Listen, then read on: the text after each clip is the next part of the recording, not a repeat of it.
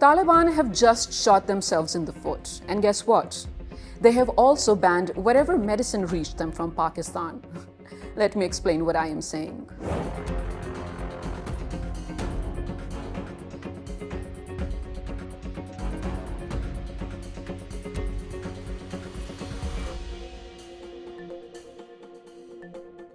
Kabul's Taliban-led administration has declared a ban on trade with Pakistan. Pakistan believes it's a blessing in disguise. This move comes amid escalating border clashes and stalled peace talks, and Pakistan now finds both a challenge and opportunity.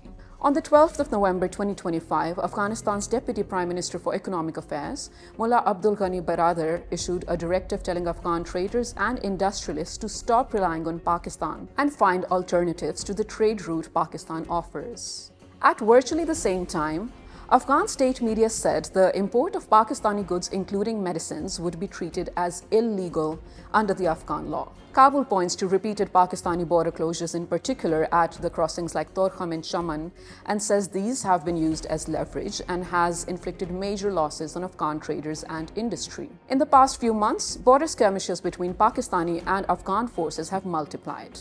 A temporary ceasefire was brokered in October 2025 by mediators from Doha and Istanbul, which recently reached a deadlock with no further progress in the last round of talks in Istanbul, but the underlying issues remain unresolved. Pakistan has time and again reiterated that it remains committed to dialogue, but the core concern, attack from Afghan soil, must be addressed first.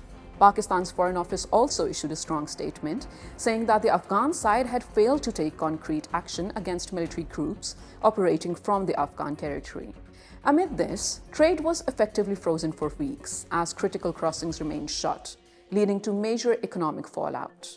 Tweets and social media commentary reflect the rising tension. For example, an Afghan media post noted, Afghans on social media have hailed the trade halt with Pakistan as a historic decision.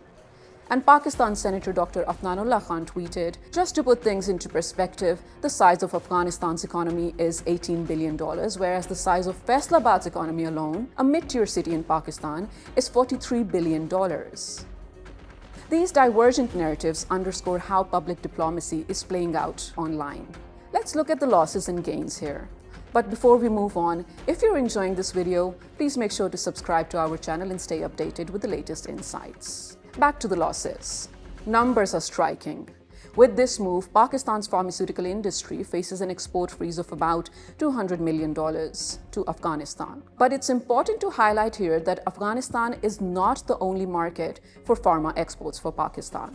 Pakistan's Strategic Trade Policy Framework 2020 to 2025 prioritizes the pharmaceutical sector, aiming for greater market access and product diversification with a specific goal of expanding into high-value markets, including the Central Asian republics, the Middle East, and North Africa, also Europe and the United States. On the other hand, some Pakistani firms see stranded containers and trucks at the crossings like Torkham and Chaman.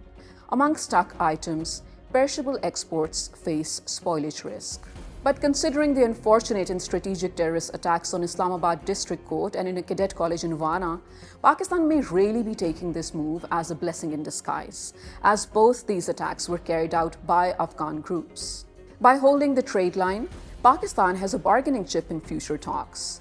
Trade can be resumed if conditions for border security and militant activity are met. This also gives Pakistan a new avenue for border security and safety, as porous Chaman borders have been a matter of concern for decades. This may reduce weapons and human trafficking across the borders. Also, 40% of Afghanistan's opium export transits through Pakistan. So if Pakistan is able to manage this curve correctly, this is a good news for the people of Pakistan too. I believe Afghanistan must check their plate for the losses they will be served. Afghan officials are now pushing for routes via Central Asia and Iran, bypassing Pakistan, but these are costlier and slower. Afghanistan claims the ban helps it break dependence on Pakistan, push trade toward Iran, Turkmenistan, Uzbekistan, and build alternate corridors. But the risks are high. Afghanistan will lose access to Pakistani sea and land ports, face higher transport costs via northern or Iranian routes, and may see its markets flooded by third country goods, reducing its bargaining power over Pakistani-made medicines and consumer goods. What makes this more than a broken trade route is how trade is now being used as a strategic lever. See, Pakistan's insistence on linking trade resumption to Afghan action against militants mark a shift from purely economic dialogue to security-conditioned commerce. In effect, Islamabad is saying trade will flow only after you guarantee our border is secure. For Pakistan, this could set a precedent for how it treats trade with other neighbors where security concerns dominate. As the dust settles, a new balance of power is emerging.